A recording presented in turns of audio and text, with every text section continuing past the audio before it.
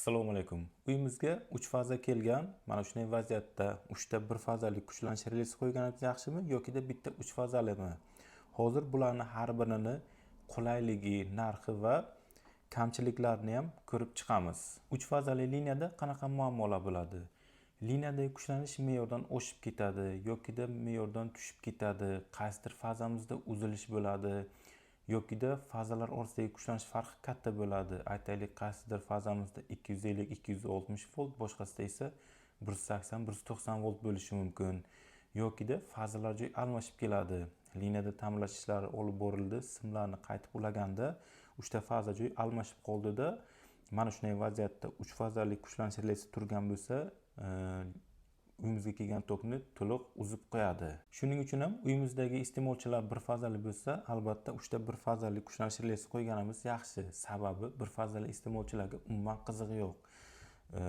Liniyadagi fazalar orasidagi kuchlanish farqi kattami yoki ularning joyi almashib keladimi va eng muhimi, qaysidir fazamizda uzilish bo'lsa, aytaylik bunda uzilish bo'lsa, faqat shuni o'zi o'chadi, qolgan ikkitasi ishlaydi. 3 fazalida hammasini o'chiradi yokida kuchlanish me'yordan oshib yo tushib ketsa ham, buniki oshib me'yordan tushib ketsa, buni o'zi o'chadi, bu ikkalasi ishlayveradi. 3 fazalida aytib o'tganimdek hammasini o'chiradi. Agar uyimizda ham 3 fazali ham 1 fazali iste'molchilar bo'lsa, eng yaxshi variant 3 fazalilar uchun alohida 3 fazali, 1 fazalilar uchun 3 ta 1 fazali kuchlanish relasi qo'yganingiz yaxshi.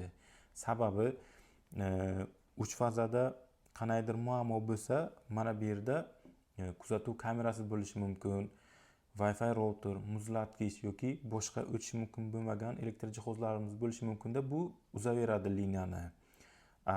Yoki aksincha qilsak, 3 fazali qo'ymaymizda 3 ta 1 fazali qilsak, uyimizda 3 fazali elektr jihozlarimiz kuyishi mumkin. Nima uchun? Aytaylik, hozir ko'pchilik uyda oilaviy biznes qilyapti yokida basseyn bor, boshqa narsa bo'lishi mumkin. 3 fazada ishlaydigan motorimiz bo'lsa, ishlab turgan vaqti qaysidir fazamiz uzilish bo'lsa, aytaylik, mana shu fazamiz uzildi. Bu ikkitasi kelyapti tok ikkita fazadan. Mana shunday vaziyatda motorimiz kuyadi, ishdan chiqadi. Shuning uchun ham o'sha yerdagi vaziyat birinchi ko'riladi. Qaysi to'g'ri kelishiga qarab, yokida 3 ta 1 fazali yokida bitta 3 fazali qo'yiladi.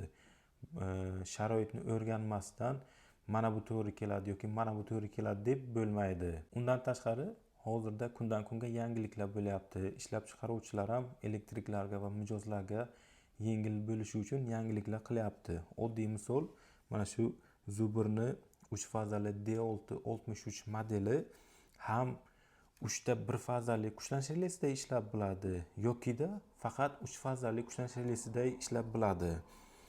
Buni nastroykasiga kirib o'zgartirsak bo'ladi. Qayerga qo'yishimizga qarab juda qulay. Ko'rishimiz mumkin, kuchlanish relasini ulaganman. Bitta faza kelyapti, qolgan ikkitasi yo'q. Kuchlanish relasi tokni o'tkazmayapti, sababi ikkitasida abrif bor deyapti. Hozir buni ana endi 3 ta 1 fazalida ishlaydigan qilamiz. Knopkasini bosib o'tiramiz. 6 sekund. Ana endi 1 fazali rejimga o'tkazamiz.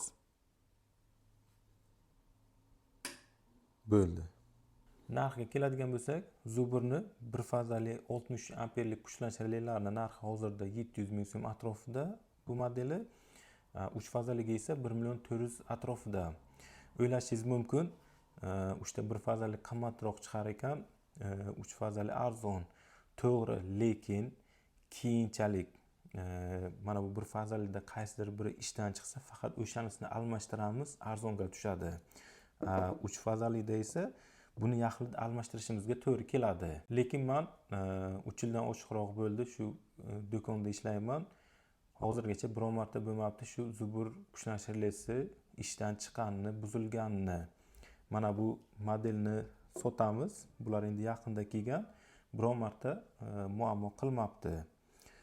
Endi bu maqtov emas, bor gapni aytyapman. Arzonlarda bo'ladi muammo. Endi men o'zimning uyimda ham arzon turibdi, 140 ming, 150 minglik. Kimlargadir buziladi, xato ko'rsatadi, boshqasini beramiz.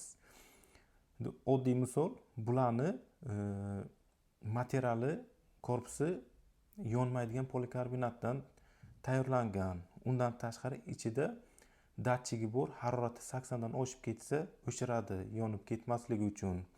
Undan tashqari ishlash tezligi ham juda tez, 0.3 sekund. Xudo xohlasa yaqinda bu kuchlanishlarimizni ham bunisini ham to'liq video obzorini qilaman. O'tkazib yubormaslik uchun kanalimizga obuna bo'ling.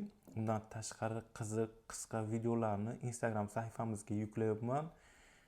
Telegram kanalimizdan elektrikka oid sxemalar, qo'llanmalarni topishingiz mumkin. Telegram guruhimizda o'zlaringizni qiziqtirgan savollaringizga javob topishingiz mumkin. Sababi bu yerda menga o'xshagan elektriklar ko'p.